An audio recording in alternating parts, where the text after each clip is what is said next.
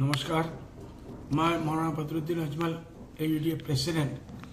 কালি এটা প্ৰেছ কনফাৰেন্সত মই press conference কৰা নাই, প্ৰেছৰ মানুহ আহিছিল। সিসকলে হঠাৎ অখিল গগৈৰ বৰ কথা সুধিছে। মই কোনো কটাক্ষ কৰি কোৱা নাই, বেইজ্জত কৰাৰ কাৰণে কোৱা নাই। মহিলাৰ কিমান মই ইজ্জত কৰোঁ, নাৰীৰ সন্মান কৰোঁ। আমাৰ হাজাৰ হাজাৰ ছাত্ৰীসকল আমাৰ লগত পঢ়ে, আমাৰ স্কুলত কলেজত আমি কি সন্মান দিওঁ এইটো গোটেই ভাৰতৰ জানে, গোটেই পৃথিৱী জানে। আৰু মহিলাৰ আমাৰ সন্মান আছে। মহিলা মোৰ নিজৰ মা মহিলা, মোৰ বহিন, মোৰ বৌ, মোৰ আত্মীয়জন হাজাৰ হাজাৰ লাখ লাখ মহিলা আছে। এইটো মই কোনো বেইজ্জত আপমান কৰাৰ কাৰণে কোৱা নাই। বেলেগ কিছু মিডিয়াৰ বন্ধুসকলে এইটো ইছ্যু বনাই দিছে। কিয় বনাইছে I don't know' what is their intention.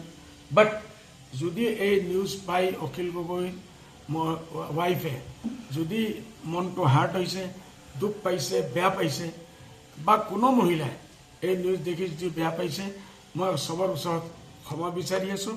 এইটোত মোৰ কোনো লজ্জা নাই, একবাৰ নাই, মই 10 বাৰ ক্ষমা বিচাৰিম। যে যদি কোনো এজন মানুহৰ মনত দুখ দি আছোঁ, এইসকলে এইটো পাহৰি যাব লাগে। আৰু এইটো ইছ্যু নবনাব লাগে, এইটো পলিটিকেল ইছ্যু হ'ব নালাগে।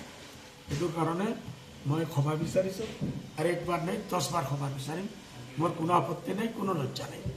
অ'কে, থেংক ইউ, ধন্যবাদ, নমস্কাৰ।